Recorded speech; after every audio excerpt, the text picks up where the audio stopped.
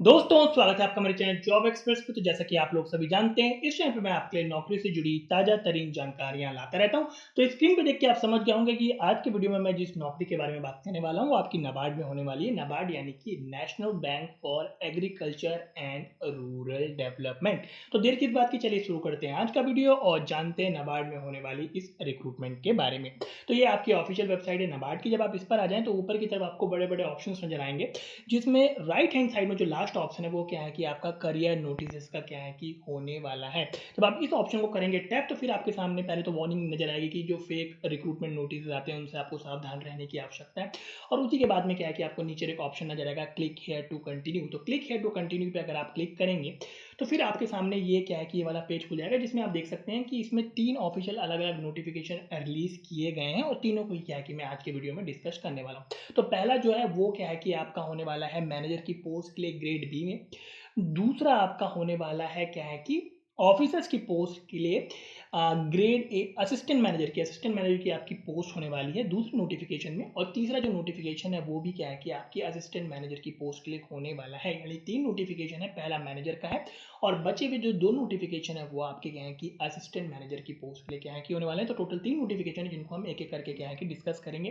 तो ये क्या है कि आपका पहला नोटिफिकेशन हो गया जो कि कहता है recruitment to the post of manager. ये मैनेजर की आपकी पोस्ट होने वाली है ग्रेड बी में, National Bank for Agriculture and rural Development, fully owned by government of India. तो जो आपकी पोस्ट है, जैसे मैंने आपको बताया मैनेजर की क्या है कि पोस्ट होने वाली है। तो जो मैनेजर की ये पोस्ट है उसमें अगर मैं डिसिप्लिन की बात करूँ तो जनरल ये डिसिप्लिन होने वाला है और टोटल नंबर ऑफ वैकेंसीज आपकी 7 यानी कि 7 होने वाली। बाकी जो कैटेगरी वाइज इसमें जो डिवीजन दिया गया उसको आप क्या है कि खुद ही देख सकते हैं। अब चलिए बात कर लेते हैं सबसे इंपॉर्टेंट चीज़ की। और सबसे इंपॉर्टेंट चीज़ क्या होने वाली है आपकी, सबसे इंपॉर्टेंट चीज़ आपकी होती है एजुकेशनल क्वालिफिकेशन।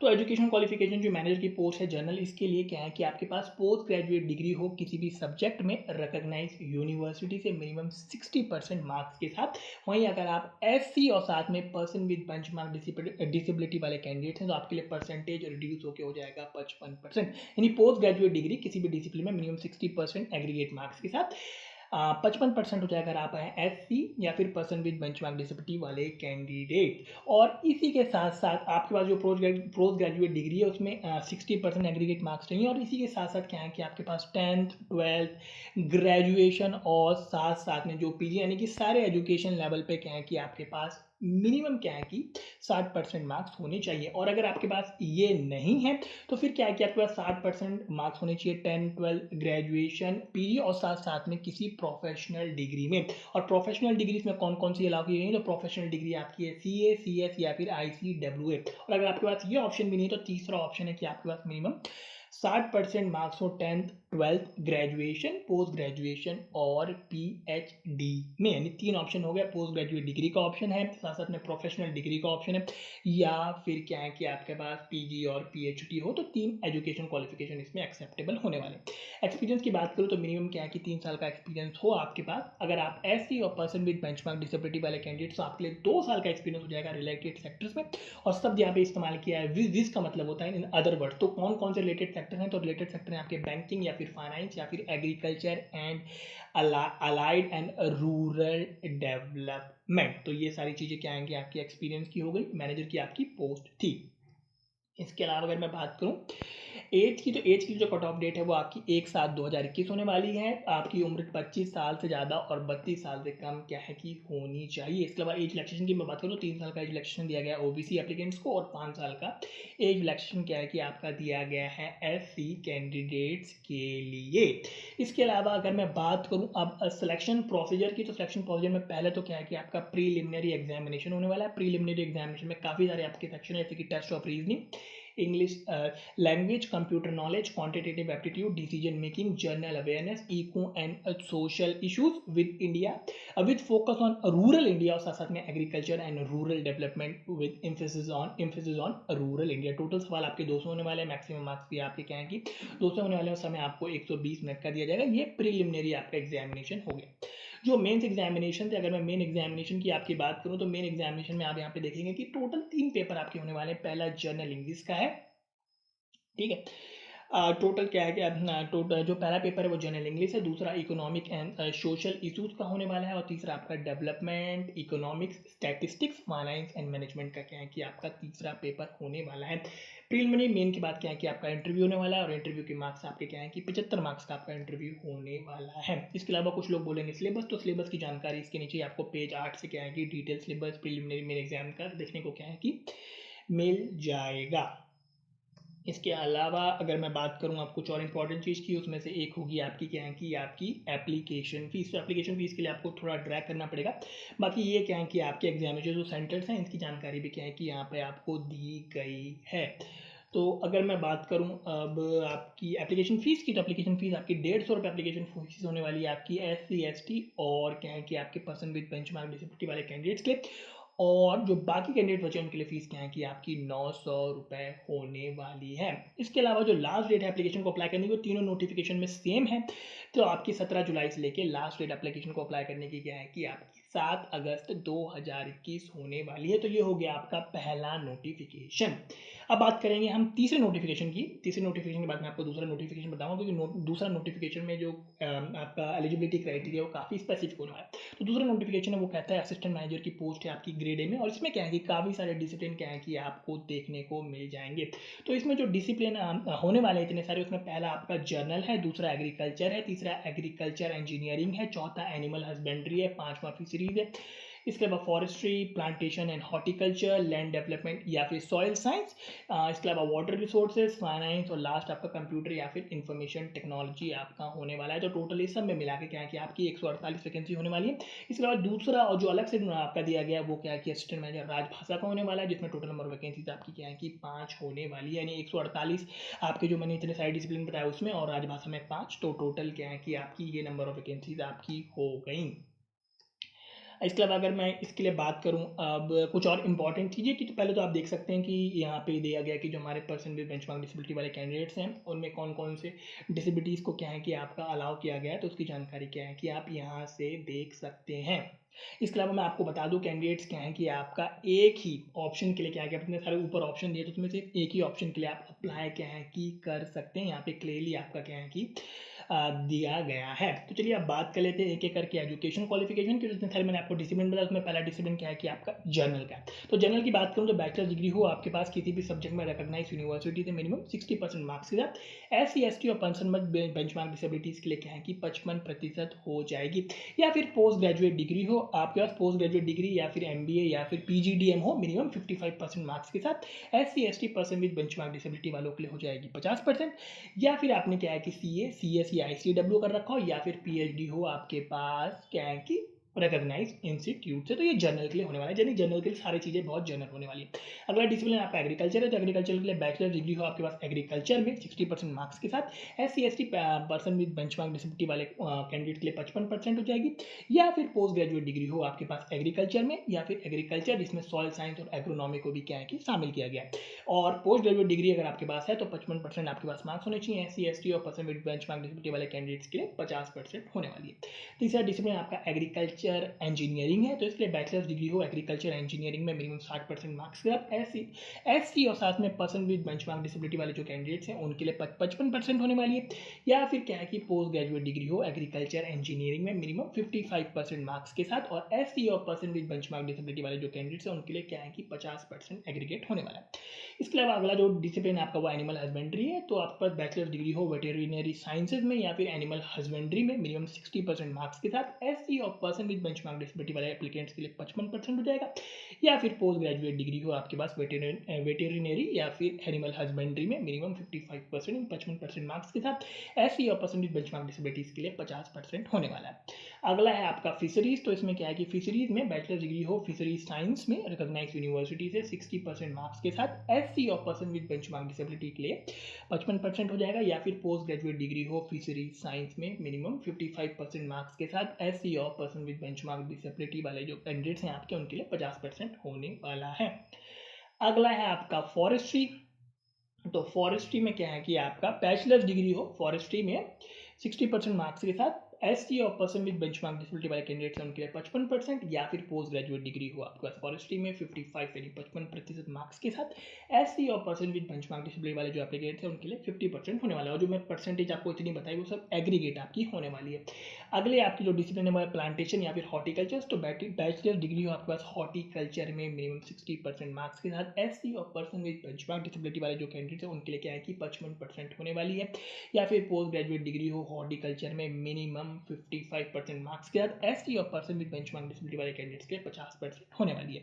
अगला डिसिप्लिन आपका लैंड डेवलपमेंट सॉइल साइंस होने वाला है। बैचलर डिग्री हो एग्रीकल्चर में या फिर एग्रीकल्चर में जिसमें सॉइल साइंस और एग्रोनॉमी को भी क्या है कि शामिल किया गया है 60% मार्क्स के साथ। और अगर पर्सन विद बेंचमार्क डिसेबिलिटी आप हैं और अप्लाई करते हैं इस डिसिप्लिन में तो आपके लिए परसेंटेज रिड्यूस होकर हो जाएगा 55%। या फिर पोस्ट ग्रेजुएट डिग्री हो एग्रीकल्चर में या फिर एग्रीकल्चर जिसमें सॉइल साइंस और एग्रोनॉमी को भी शामिल किया गया है मिनिमम 55% मार्क्स के साथ पर्सन विद बेंचमार्क डिसेबिलिटी वाले एप्लीकेंट्स के 50% होने वाली है आपकी परसेंटेज। अगली जो आपका डिसिप्लिन है वो वाटर रिसोर्सेज होने वाला है। तो वाटर रिसोर्स में आपका बैचलर डिग्री हो हाइड्रोलॉजी में या फिर अप्लाइड हाइड्रोलॉजी में या फिर जियोलॉजी या फिर अप्लाइड जियोलॉजी में। और उसी के साथ साथ में क्या है कि आपके पास हाइड्रोलॉजी, इरिगेशन, वाटर सप्लाई या फिर सैनिटेशन क्या है कि आपके पास एक सब्जेक्ट होना चाहिए। नहीं, बैचलर डिग्री चाहिए हाइड्रोलॉजी में या फिर अप्लाइड हाइड्रोलॉजी में या फिर जियोलॉजी में या फिर अप्लाइड जियोलॉजी में। और उसी के साथ साथ में हाइड्रोजियोलॉजी, इरिगेशन, वाटर सप्लाई और सैनिटेशन आपके पास एक सब्जेक्ट होना चाहिए, वो भी मिनिमम 60% मार्क्स के। परसेंटेज बेंचमार्क डिसेबिलिटी वाले एप्लीकेंट्स के लिए क्या है कि आपका क्या है कि 55% हो जाएगा मार्क्स। या फिर पोस्ट ग्रेजुएट डिग्री हो आपके पास सेम यानी कि हाइड्रोलॉजी में या फिर अप्लाइड हाइड्रोलॉजी में या फिर जियोलॉजी या फिर अप्लाइड जियोलॉजी में और साथ साथ में हाइड्रोजियोलॉजी या फिर इरिगेशन या फिर वाटर सप्लाई या फिर सैनिटेशन आपके पास एक सब्जेक्ट होना चाहिए मिनिमम 55% मार्क्स के साथ। और पर्सन विद बेंचमार्क डिसेबिलिटी वाले एप्लीकेंट्स के लिए 50% क्या है कि आपकी हो जाएगी आपकी क्या बोलते हैं जो मार्क्स चाहिए। अगला जो डिसिप्लिन है वो आपका फाइनेंस है। तो फाइनेंस में क्या है कि आपके काफ़ी सारे ऑप्शन होने वाले हैं। बीबीए हो फाइनेंस या बैंकिंग में या फिर बीएमएस हो आपका फाइनेंस या बैंकिंग में मिनिमम 60% मार्क्स के साथ SC ST person with benchmark disability वाले जो एप्लीकेंट्स हैं उनके लिए क्या है कि आपका 55% जाएगा। पहला ऑप्शन ये। दूसरा ऑप्शन है कि फुल टाइम आपके पास पीजी डिप्लोमा हो मैनेजमेंट फाइनेंस में या फिर फुल टाइम एमबीए आपने कर रखा हो फाइनेंस में, वो भी 55% मार्क्स का। SC ST person with benchmark disability के लिए 50% होने वाला है। या फिर आपका bachelors of financial and investment analysis हो आपके पास 60% मार्क्स के साथ एससी एसटी और पर्सन विद बेंचमार्क डिसेबिलिटीज के लिए क्या है कि 55% होने वाला है। या फिर क्या है कि आपका बैचलर डिग्री हो किसी भी डिसिप्लिन में और साथ साथ में क्या है कि आपके पास membership of institute of chartered accountant of India क्या है कि होनी चाहिए। तो ये सारी चीजें हो गई फाइनेंस के। अगला जो डिसिप्लिन है आपका वो कंप्यूटर एंड इंफॉर्मेशन टेक्नोलॉजी होने वाला है। तो इसके लिए बैचलर डिग्री हो आपके पास कंप्यूटर साइंस में, कंप्यूटर टेक्नोलॉजी में या फिर कंप्यूटर एप्लीकेशन या फिर इंफॉर्मेशन टेक्नोलॉजी में 60% मार्क्स के साथ एससी और पर्सन विद बेंचमार्क डिसेबिलिटीज के लिए 55% होने वाला है। या फिर क्या है कि आपके पास पोस्ट ग्रेजुएट डिग्री हो कंप्यूटर साइंस में, कंप्यूटर टेक्नोलॉजी में, कंप्यूटर एप्लीकेशन में या फिर इंफॉर्मेशन टेक्नोलॉजी में 55% मार्क्स के साथ एससी और पर्सन विद बेंचमार्क डिसेबिलिटीज के लिए क्या है कि 50% एग्रीगेट आपका होने वाला है। और अगली जो आपकी डिसिप्लिन जो आपका बता लास्ट वो है असिस्टेंट मैनेजर आपका राजभाषा। तो इसके लिए क्या है कि काफी सारे ऑप्शन होने वाले हैं। पहला ऑप्शन तो है कि बैचलर डिग्री हो आपके पास रिकॉग्नाइज यूनिवर्सिटी से हिंदी या फिर अंग्रेजी मीडियम में और साथ साथ में हिंदी और साथ साथ में अंग्रेजी आपके पास कंपलसरी या फिर इलेक्टिव सब्जेक्ट क्या है कि होनी चाहिए। एक बार फिर बता दूं बैचलर डिग्री चाहिए रिकॉग्नाइज यूनिवर्सिटी से हिंदी या फिर इंग्लिश मीडियम में और साथ साथ में हिंदी और इंग्लिश आपके पास एज अ कंपलसरी या फिर इलेक्टिव सब्जेक्ट क्या है कि होने चाहिए मिनिमम 60% मार्क्स का। SC ST person with benchmark disability वाले कैंडिडेट्स के लिए 55% रहेगा। और साथ साथ में इसी के साथ में आपने पीजी डिप्लोमा इन ट्रांसलेशन कर रखा हो जो कि क्या है कि आपका मिनिमम 1 साल का होना चाहिए, वो भी हिंदी से अंग्रेजी ट्रांसलेशन में और अंग्रेजी से हिंदी ट्रांसलेशन में। और साथ साथ में कैंडिडेट्स ने क्या है कि आपका जैसे मैंने आपको बताया कि आपने इंग्लिश और हिंदी आपके पास एज अ सब्जेक्ट होना चाहिए बैचलर्स डिग्री लेवल पे। तो जो सब्जेक्ट है आपका इंग्लिश और हिंदी वो आपने कम से कम 2 साल पढ़ा होना चाहिए बैचलर्स डिग्री लेवल पे। ठीक है, तो पहला ऑप्शन तो ये। दूसरा ऑप्शन है कि मास्टर्स डिग्री हो आपके पास हिंदी में मिनिमम 60% मार्क्स के साथ एग्रीगेट और एससी एसटी और पर्सन विद बेंचमार्क डिसेबिलिटी के लिए 55% हो जाएगा। और साथ साथ में क्या है कि आपने अंग्रेजी जो है वो एज अ मेन या फिर इलेक्टिव सब्जेक्ट आपने 2 साल के लिए पढ़ा होना चाहिए, कम से कम 2 साल के लिए पढ़ा होना चाहिए बैचलर्स डिग्री लेवल पे। दूसरा ऑप्शन ये।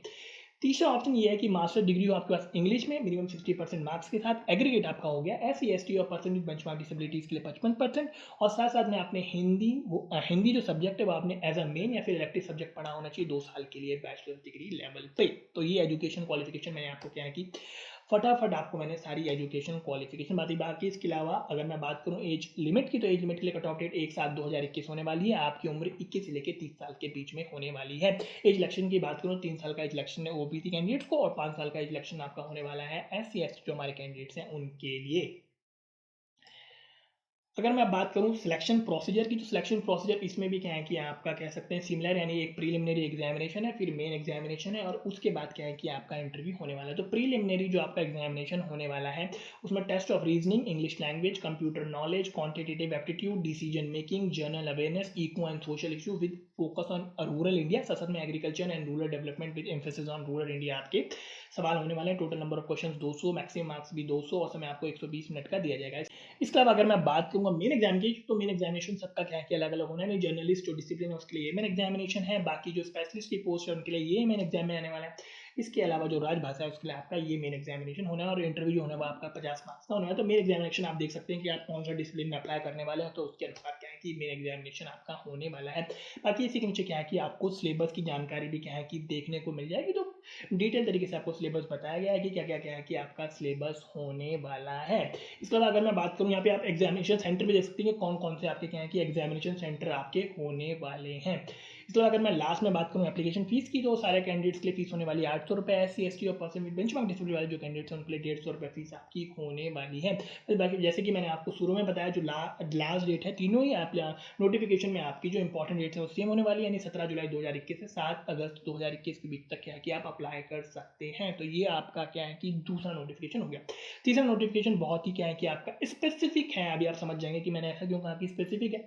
तो जो लास्ट आपकी जो नोटिफिकेशन है वो आपका असिस्टेंट मैनेजर की पोस्ट होने वाली है PNSS में। टोटल नंबर वैकेंसीज में 2 होने वाली हैं, दोनों ही क्या है कि अनरिजर्व कैंडिडेट्स के लिए होने वाली है। एज लिमिट की बात करूं तो 25 से लेकर 40 साल के बीच में आपकी उम्र होनी चाहिए, और इसमें आपको कोई भी किसी भी कैटेगरी को कोई भी रिलेक्शन आपका नहीं दिया गया है।